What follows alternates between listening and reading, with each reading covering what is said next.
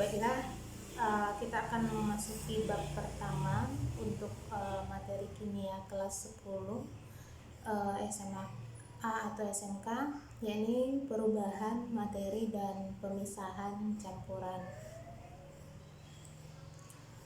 Untuk pertemuan pertama, kita akan mempelajari tentang sifat dan perubahan materi.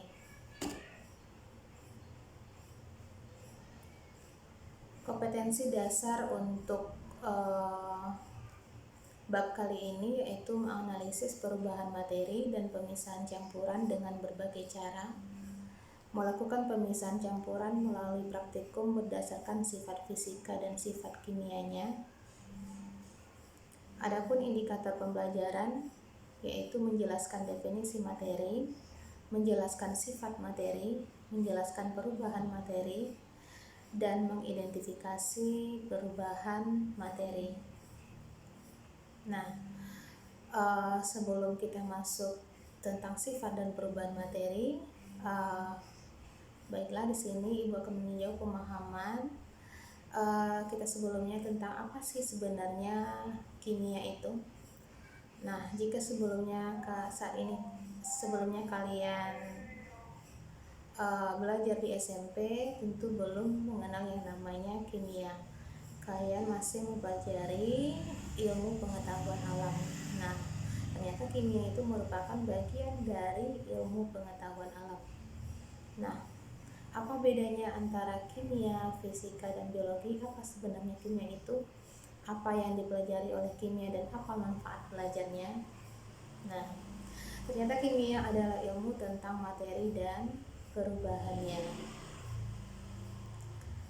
Banyak sekali manfaat yang kita rasakan dalam kehidupan sehari-hari karena adanya ilmu kimia, baik dalam segi kesehatan dan pengobatan, energi dan lingkungan, teknologi dan material, makanan, dan pertanian.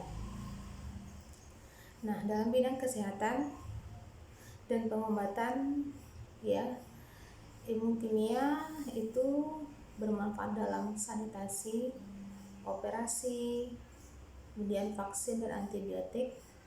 Dalam energi dan lingkungan, banyak energi-energi yang dapat diperbarui yang merupakan aplikasi dari ilmu kimia.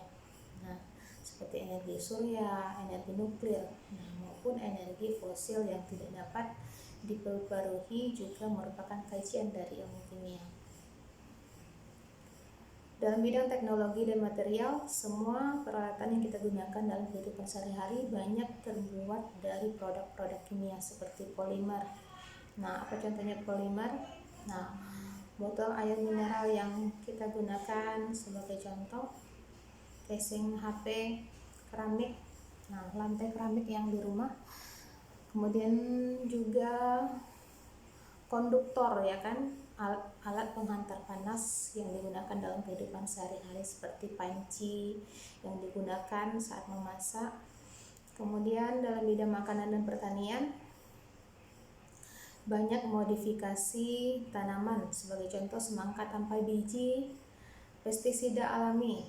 Nah, ada juga pestisida ini dikenal sebagai pembasmi hama, dan kemudian pupuk untuk menyuburkan tanaman. Nah, ternyata dengan mempelajari sifat dan perubahan materi ini, banyak sekali manfaat yang bisa kita rasakan dalam kehidupan sehari-hari. Nah, siapa yang tidak tahu dengan cermin? Semua kita pasti pernah bercermin atau pasti memiliki cermin di rumah, Nah, terbuat dari apakah cermin itu? Nah, ternyata cermin terbuat dari kaca biasa. Nah, kenapa dia bisa mengakibatkan adanya bayangan di belakangnya?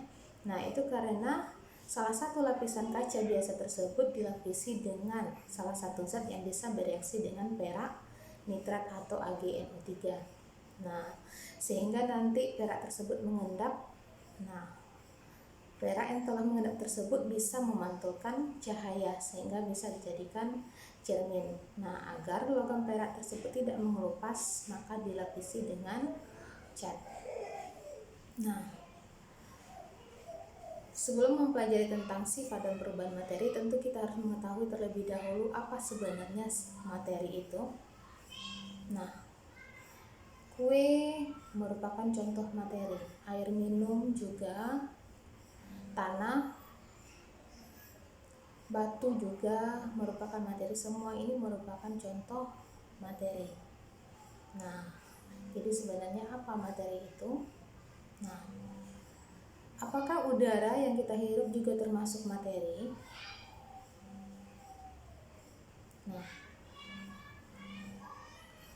Nah, di sini bisa kita lihat kalau sebelumnya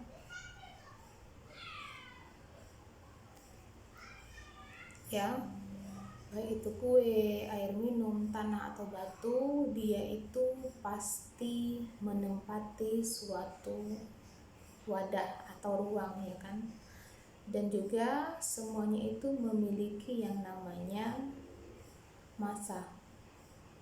Nah, bagaimana dengan udara? Apakah udara juga termasuk materi? Apakah udara juga menempati ruang?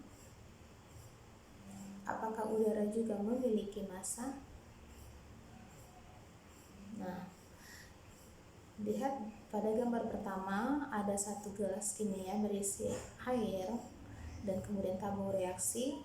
Nah, ketika kita membalikkan tabung reaksi dan dimasukkan mulut tabung reaksi ke dalam air dalam gelas kimia, tentu udara akan menempati ruang dari tabung reaksi. Nah, ini menunjukkan bahwa udara tersebut juga menempati ruang.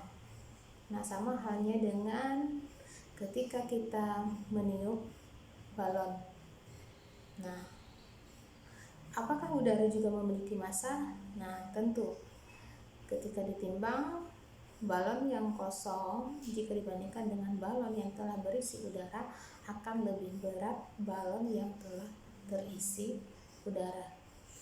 Nah, jadi materi adalah segala sesuatu yang menempati ruang dan memiliki massa, termasuk itu baik kue, batu-batuan, air minum, ataupun udara sendiri merupakan materi. Nah, tadi kita membicarakan tentang massa. Nah, apa itu massa? Apakah massa sama dengan berat? Nah, massa adalah ukuran yang menunjukkan kuantitas materi dalam suatu benda. Satuan internasional dari massa adalah kilogram. 1 kilo sama dengan 1000 gram atau 1 kali 10 pangkat 3 gram. Sedangkan berat itu tergantung dari gaya tarik gravitasi. Ya, berat itu menyatakan ukuran gaya tarik gravitasi yang dialami oleh suatu benda. Nah, ternyata berat itu rumusnya adalah massa dikali gravitasi. Makanya berat astronot di bumi itu tidak akan sama dengan berat astronot di bulan karena adanya perbedaan gaya gravitasi antara bumi dengan bulan.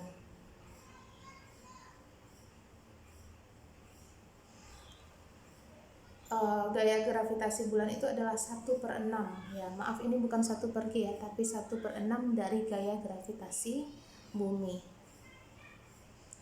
Nah, apabila misalnya seorang astronot memiliki massa 90 kg, berarti berapa berat astronot tersebut di bumi? Nah, berarti 90 kg dikali dengan gaya gravitasi 90 dikali 10. Nah, berarti 900 kg meter per sekon kuadrat itu sama dengan Newton. Berarti beratnya di bumi itu sama dengan 900 Newton. Sedangkan bagaimana berat astronot tersebut ketika dia berada di bulan? Nah, tentu massanya 90 kg dikali dengan 1/6 ya kan. Bandingkan, nanti perbandingannya itu adalah 1/6. Bandingkan saja 1/6 dari 909 ton berat di bumi. Itulah beratnya di bulan adalah 150 Newton. Nah, jadi mungkin kalian tidak perlu, jadi ada penggunaan yang salah ya dalam kehidupan sehari-hari. Berat badan aku 100 kg. Nah, kamu gak usah panik. Ternyata kamu bisa bilang ke teman kamu kalau berat saya di bulan tidak segini. Nah, salahnya penggunaan massa dan berat dalam kehidupan sehari-hari. Seharusnya ketika kita bilang 90 kg itu menunjukkan massa, bukan berat ya.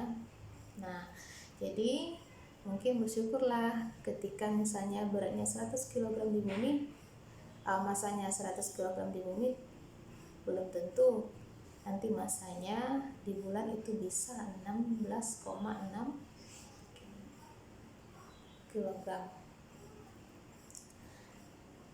Nah, untuk mempelajari tentang sifat materi, selanjutnya kita akan memahami perbedaan gula dan garam. Nah, salah satu gambarnya yaitu ada garam dan gula.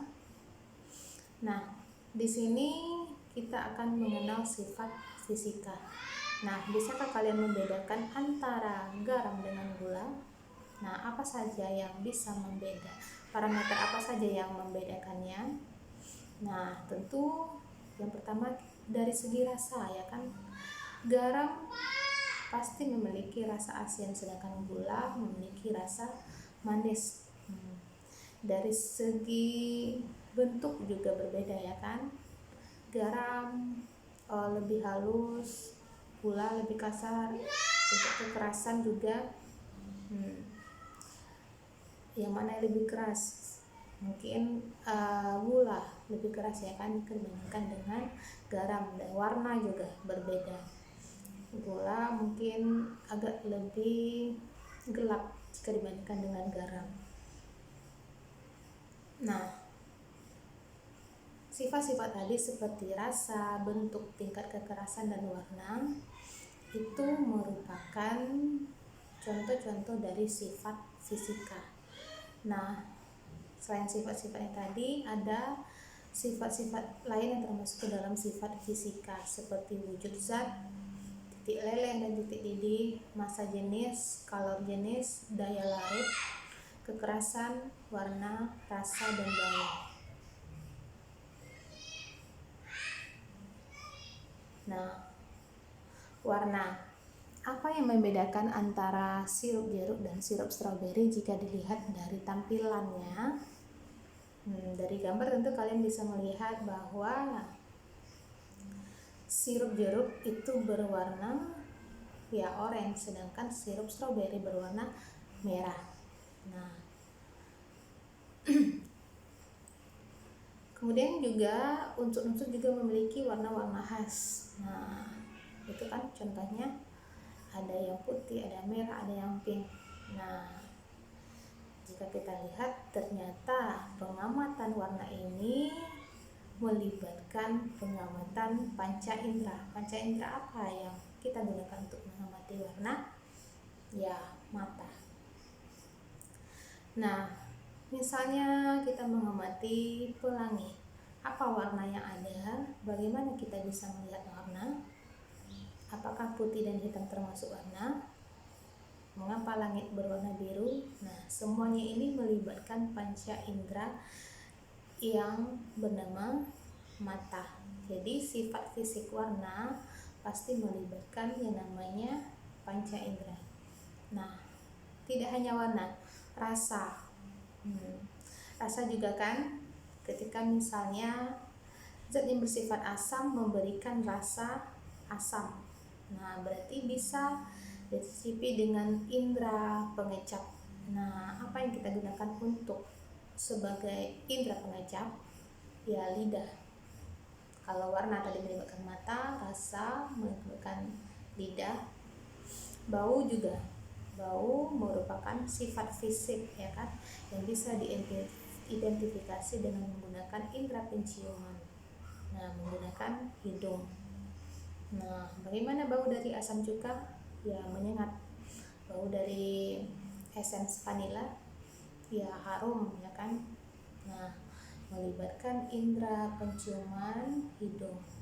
Nah, namun kita sebagai orang kimia, cara membaui itu tidak langsung ke hidung ya, tapi dengan meniupkan udara di atas benda yang ingin kita hirup, tidak secara langsung. Jadi yang benar pada gambar ini adalah gambar yang pertama, sedangkan gambar yang kedua itu salah. Ini adalah cara yang tidak benar ketika langsung menghirup menggunakan hidung, karena banyak nanti dari zat-zat kimia itu yang berbahaya bagi pernafasan.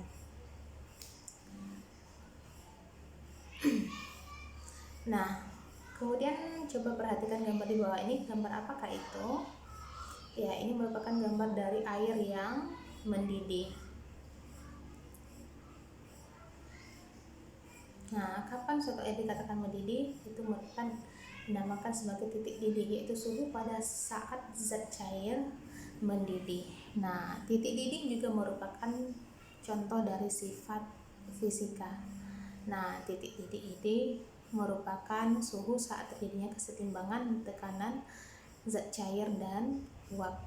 Nah, benda-benda semua materi memiliki titik didih yang berbeda. Alkohol misalnya 78 derajat Celcius, air itu 100 derajat Celcius, sedangkan air raksa itu adalah 357 derajat Celcius.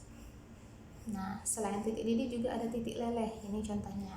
Air memiliki titik leleh 0 derajat Celcius, asam cuka itu 15 derajat Celcius, aluminium itu lebih tinggi karena dia merupakan logam 660 derajat Celcius, makanya butuh suhu yang sangat panas untuk melelehkan aluminium. Nah, makanya aluminium ini digunakan sebagai kerangka pesawat terbang juga ya kan. Kemudian minyak kelapa memiliki titik leleh 24 derajat Celcius. Nah, kemudian untuk sifat berikutnya, pernahkah kamu minum air es atau air teh? Pernah minum TOB? Nah, bagaimana jika diperhatikan dengan batu esnya? Nah, kita lihat bahwa es batunya selalu mengapung dalam air. Kenapa hal itu bisa terjadi? Ini bisa dikaitkan dengan sifat fisika yang namanya massa jenis. Nah, massa jenis ya kan?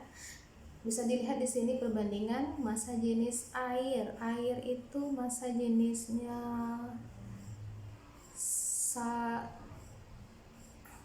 1000 kg per meter kubik. Sedangkan es hanya 917.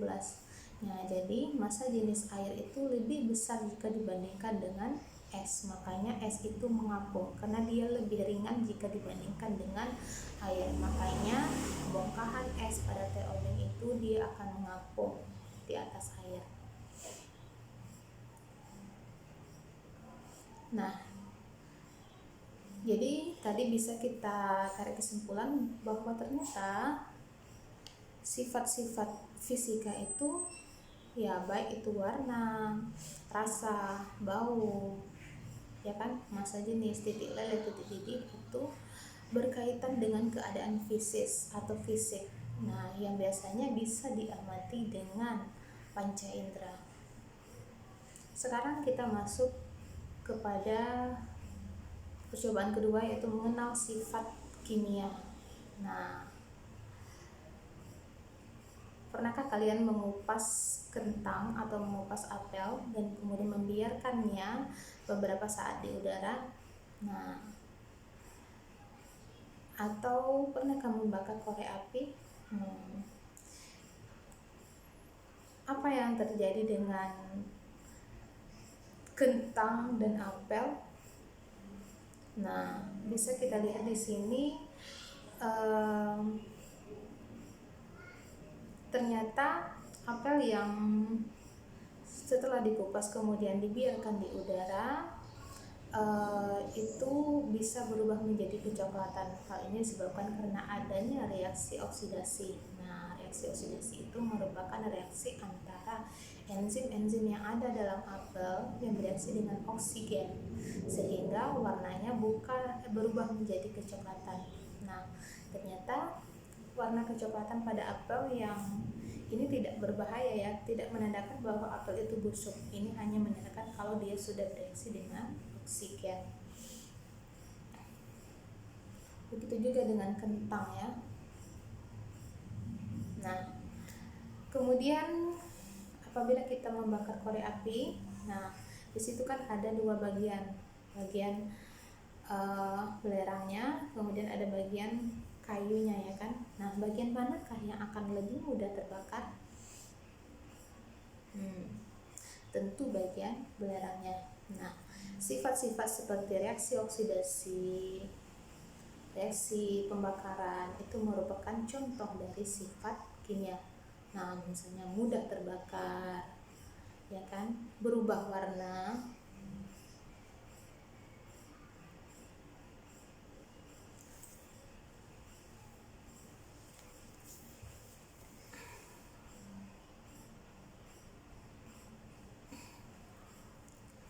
nah ternyata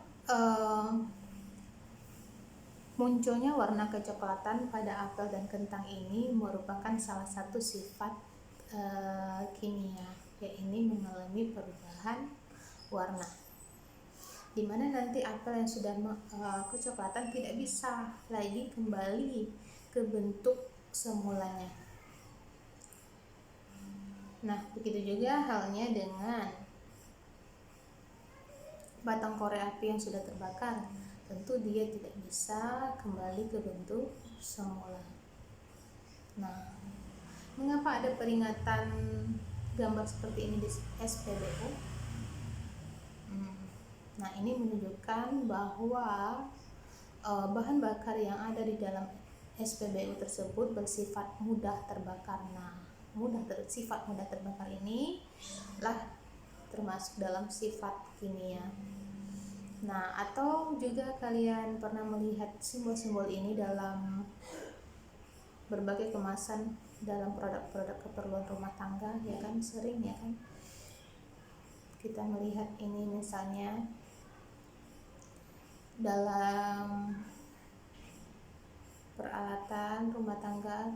Kemudian mengapa ada karat pada logam? Nah, mudah berkarat, besi sebagai contoh itu besi. Nah, sifat mudah berkarat besi ini merupakan juga contoh dari sifat kimia. Nah, dimana bisa kita lihat sebelumnya besi yang mulus ternyata bisa menghasilkan suatu zat baru yang bernama karat, dan dia tidak bisa lagi. Nah, bagaimana cara kita mencegah proses perkaratan? Ya, itu dengan cara mengecat. Makanya pagar rumah dicat, ya kan? Nah, inilah contoh-contoh dari sifat kimia: mudah berkarat, mudah terbakar, bereaksi dengan asap, bereaksi dengan oksigen, bereaksi dengan belerang. Nah, jadi apa kesimpulan kalian tentang pengertian sifat kimia dan sifat fisika? Nah, ternyata dari segi keadaan fisis, ya kan, dari reaksi kimia bisa kita simpulkan bahwa sifat fisika itu sifat yang berkaitan dengan penampilan atau keadaan fisis suatu zat. Nah, dapat diamati melalui 5 indera tanpa mengubah susunan materi. Sedangkan sifat kimia, sifat yang berkaitan dengan reaksi kimia atau perubahan kimia yang dialami oleh suatu zat. Nah, selain sifat fisika dan sifat kimia, sifat materi juga ada yang dikenal sebagai sifat ekstensif. Nah, apa itu sifat ekstensif? Nah, coba perhatikan gambar di bawah, di mana ada batang besi dengan massa 50 kg dan batang besi dengan massa 25 kg. Nah, ternyata volume dari 50 kg besi tentu lebih besar daripada volume 25 kg besi. Nah, ini menunjukkan bahwa massa dan volume merupakan contoh dari sifat ekstensif. Nah, jadi sifat ekstensif itu adalah sifat yang tergantung pada jumlahnya. Nah, kalau masanya besar tentu volumenya lebih besar. Kalau masanya kecil tentu volumenya akan lebih kecil. Nah, kalau ekstensif itu bergantung pada jumlah, pasti intensif adalah kebalikan dari ekstensif. Nah, sifat yang tidak tergantung pada jumlah. Nah, contohnya adalah titik didih. Bisa diamati gambar berikut. Nah, titik didih air meskipun dia mau 1 liter atau 2 liter, dia tetap 100 derajat Celcius, tidak tergantung pada jumlahnya. Sifat-sifat intensif lainnya contohnya adalah warna, ya kan, warna, suhu. Sebagai contoh belerang, meskipun belerang itu mau 1 kilo atau 1 gram, dia tetap berwarna kuning. Suhu, rasa, massa jenis titik lele dan titik didih. Nah, sekarang di sini diberikan berbagai fenomena peristiwa di alam. Contohnya larutnya gula dalam air, penguapan air, ya kan, pencairan es, perkaratan besi, pelepukan kayu dan kertas terbakar. Nah, bisakah di sini kalian mengidentifikasi atau mengelompokkan, ya, gambar-gambar ini ke dalam yang mana termasuk perubahan fisika, yang mana termasuk perubahan kimia? Oke, yang mana saja?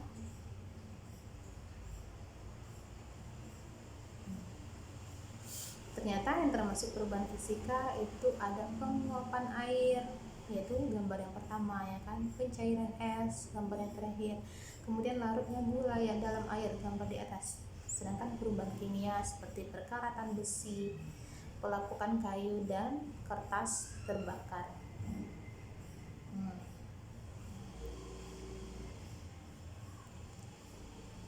Nah, dari sini kita bisa mengelompokkan perubahan fisika itu menjadi 2, ada perubahan wujud dan ada pelarutan, ya kan? Pada penguapan air tentu ini merupakan proses dari perubahan wujud. Nah, air menguap berarti wujudnya berubah dari cair menjadi gas. Nah, pencairan es, nah itu merupakan proses perubahan wujud. Perubahan wujud dari es yang padat berubah menjadi air yang cair. Kemudian larutnya gula dalam air tentu melibatkan pelarutan. Nah, jadi jenis perubahan fisika itu ada 2, perubahan wujud dan pelarutan. Nah, bicara mengenai wujud benda, nah kita mengenal ada 3 wujud, padat, cair, dan gas. Contohnya batu itu memiliki wujud padat, air memiliki wujud cair, sedangkan ya gas, baik itu gas yang digunakan, gas LPG yang digunakan untuk memasak juga, ya kan, itu memiliki wujud gas. Nah, meskipun ketika kita goncang tabung gas itu, dia itu cair. Nah, cair itu karena dia sudah dikompres ke dalam wadah yang kecil dengan tekanan yang besar. Namun ketika gasnya bocor, nah nanti dia akan berwujud gas dalam tekanan normal. Nah, contoh lain padat, nah batu misalnya kan, tentu kalian bisa menyebutkan. Nah, apa perbedaan dari padat, cair, dan gas? Nah, ternyata bisa kita perhatikan di sini susunan partikel materinya, ya kan, padat itu teratur, ya, tersusun dengan rapi, sangat berdekatan, ya kan. Nah, bentuknya, sedangkan cair, ya kan, agak renggang, kemudian gas sangat-sangat renggang partikelnya, jauhan sangat-sangat berjauhan. Nah, dari segi bentuknya, padat bentuknya tetap, volumenya tetap, ya kan. Cair bentuknya bisa berubah sesuai dengan wadahnya, ya kan, kita masukkan dalam gelas berbentuk gelas, kita masukkan ke dalam mangkok nanti airnya berbentuk sesuai padatnya mangkok, sedangkan volumenya nanti tetap. Ketika kita masukkan dalam gelas, kalau dia 1 liter tetap 1 liter, pindahkan ke dalam ceret tetap 1 liter. Tapi gas memiliki bentuk volume yang berubah-ubah. Ketika kita meniupkan gas ke dalam balon berbentuk Hello Kitty, dia akan bentuk Hello Kitty.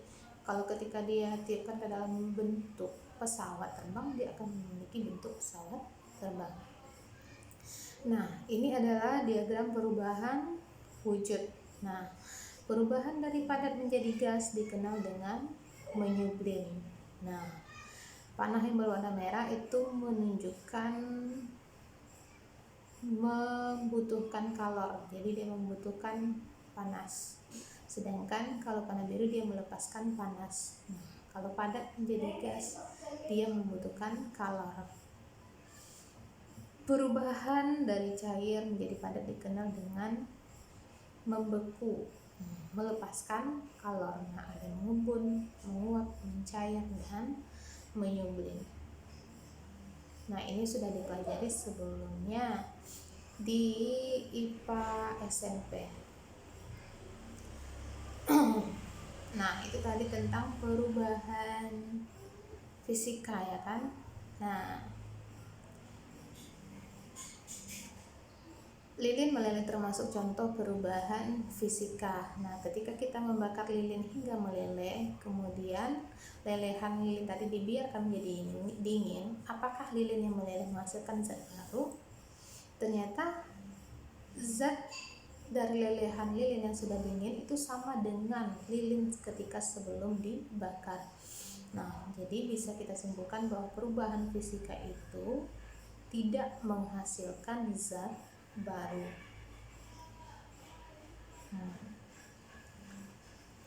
Nah, tadi selain perubahan wujud, perubahan fisika. Nah, kalau lilin meleleh itu berarti perubahan wujud dari apa? Perubahan wujud dari padat menjadi cair. Jenis perubahan fisika yang kedua yaitu pelarutan. Nah, ternyata ketika suatu zat melarut, partikel-partikelnya akan menyebar sehingga tidak tampak lagi, ya. Ketika kita larutkan 1 sendok gula ke dalam 1 gelas air, nanti partikel gula tidak akan kelihatan. Nah, dia akan larut ke dalam air. Namun ketika kita menguapkan larutan gula, kita panaskan di atas kompor sampai airnya menguap, nanti akan bisa kita dapatkan gulanya seperti semula. Nah, ini juga membuktikan bahwa perubahan fisika, baik itu pelarutan, juga tidak menghasilkan zat baru.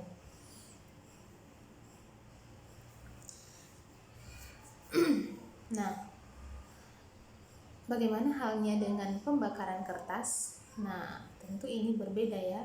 Pembakaran kertas merupakan contoh dari perubahan kimia. Ambillah selembar kertas, jepit salah satu ujungnya dengan tang besi, kemudian bakar, amati abu yang terbentuk. Nah, bagaimana perbedaan antara kertas dan abu dalam pembakaran kertas jika kita bandingkan dengan lilin yang sudah meleleh tadi? Nah, kalau lilin sudah meleleh dan didinginkan lelehannya, ternyata tidak menghasilkan zat baru. Nah, abu kertas dibandingkan dengan kertas tentu menghasilkan zat baru yang dikenal dengan abu. Ya, dia sudah berbeda, ya, antara abu dengan kertas. Nah, ternyata ini gejala yang menyertai perubahan kimia. Di antaranya adalah adanya perubahan warna, perubahan suhu, pembentukan endapan, dan pembentukan gas. Ya kan, perubahan warna.